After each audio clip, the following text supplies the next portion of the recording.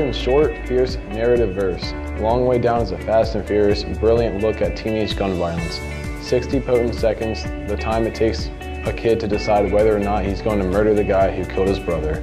A cannon, a strap, a piece, a biscuit, a burner, a heater, a chopper, a gat, a hammer, a tool for rule. Or you can call it a gun. That's what 15-year-old Will has shoved in the back waistband of his jeans. See, his brother Sean was just murdered and Will knows the rules. No crying, no snitching, revenge. That's where Will's now heading with that gun, which was his brother's. So it goes the whole long way down. As the elevator stops on each floor, and at each stop, someone connected to his brother gets on to give Will a piece to the bigger story than the one he thinks he knows. A story that might never know an end if Will gets off that elevator.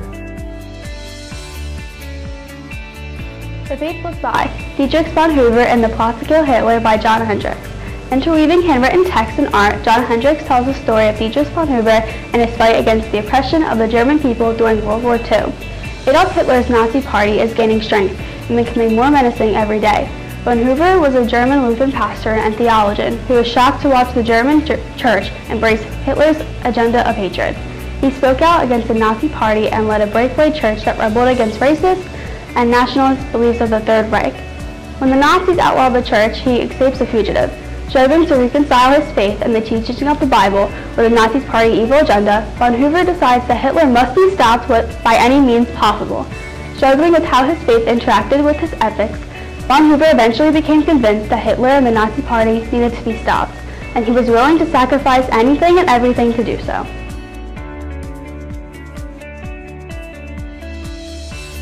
The Call of the Wild is a novel by Jack London published in 1903. The story is set in the Yukon during the 1890s Klondike Gold Rush, a period when strong sled dogs were in high demand.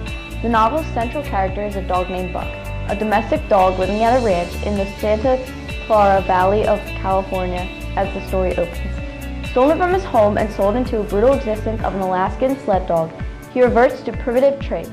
Buck is forced to adjust to and survive cruel treatments and fight to dominate other dogs in a harsh climate.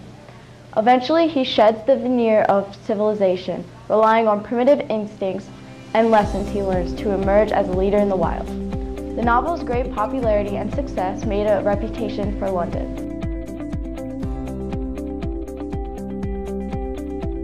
The drought, or the tap out, as everyone calls it, has been going on for a while now. Everyone's lives have become an endless list of do's and don'ts. Don't water the lawn, don't fill up your pool, don't take long showers until the tap runs dry. Suddenly, Alyssa's quiet suburban street spirals into a war zone of desperation. Neighbors and families turned against each other on the hunt for water. And when her parents don't return and her life and the life of her brother is threatened, Alyssa has to make impossible choices if she's going to survive. One teen is forced to make life and death decisions for her family in this harrowing story of survival.